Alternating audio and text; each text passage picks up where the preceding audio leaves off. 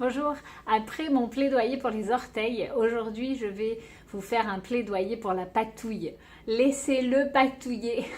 Alors parce que je vois trop souvent des parents qui, parce que pour éviter que l'enfant soit sale, pour éviter qu'il en mette partout, qu'il s'en mette partout, n'autorisent pas leur enfant à jouer avec la nourriture. Alors il y a peut-être aussi à cause de ce qu'on a entendu, beaucoup ne jouent pas avec la nourriture. Puis en effet, c'est bien, c'est une valeur que je partage en fait. Il ne s'agit pas de gaspiller de la nourriture. Mais ce que je voulais vous dire, c'est que l'enfant découvre le monde d'abord au niveau sensoriel.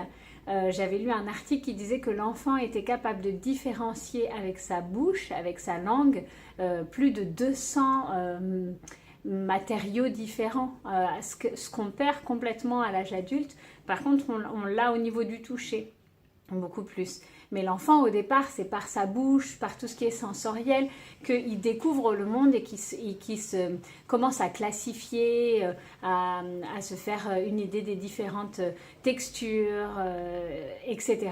Du coup, en plus de cela,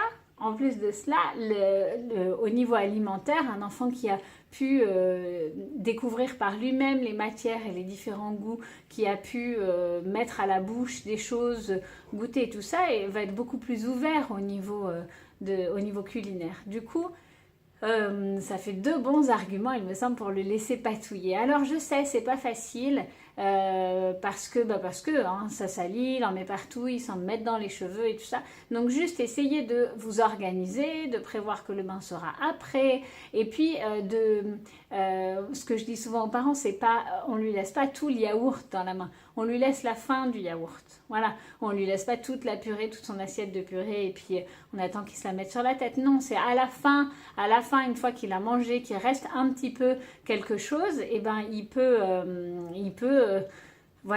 découvrir, s'en mettre dans la bouche, mais s'en mettre aussi ailleurs sur le corps. Ça fait partie de l'expérimentation. Ça fait malheureusement aussi partie de l'expérimentation d'en mettre par terre.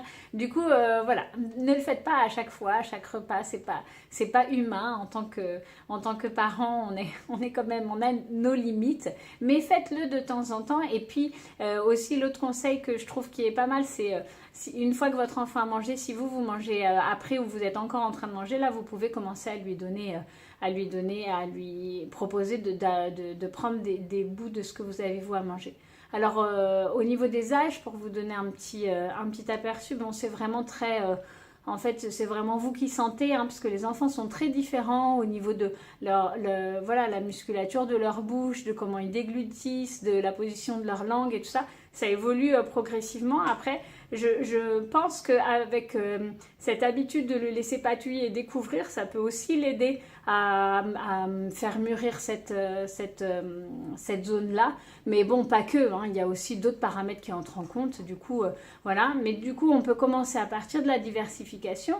Ou quand l'enfant tient assis, peut-être un peu plus tard, ça dépend à quel âge vous commencez la diversification. On va dire moi je vous dirais plutôt entre 7-8 mois, on va dire. Et si vous commencez la diversification avant, c'est peut-être encore un petit peu tôt. Parce que de toute façon, c'est en fait le fait de patouiller, ça fait appel à la motricité fine. Et c'est aussi, là avec mon cœur de psychomotricienne que je vous parle, c'est aussi la mise en place petit à petit de la pince et de tout ce qui est motricité fine qui se met en place. Donc du coup, c'est quand même un peu plus tard, moi je dirais vers 7-8 mois. Et puis après, de plus en plus, on ne s'arrête pas.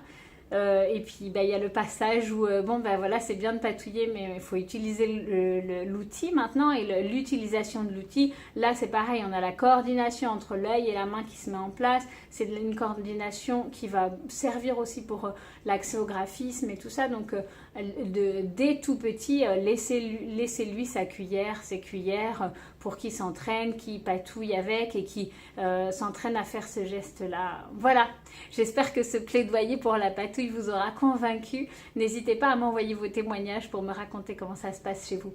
À bientôt, au revoir.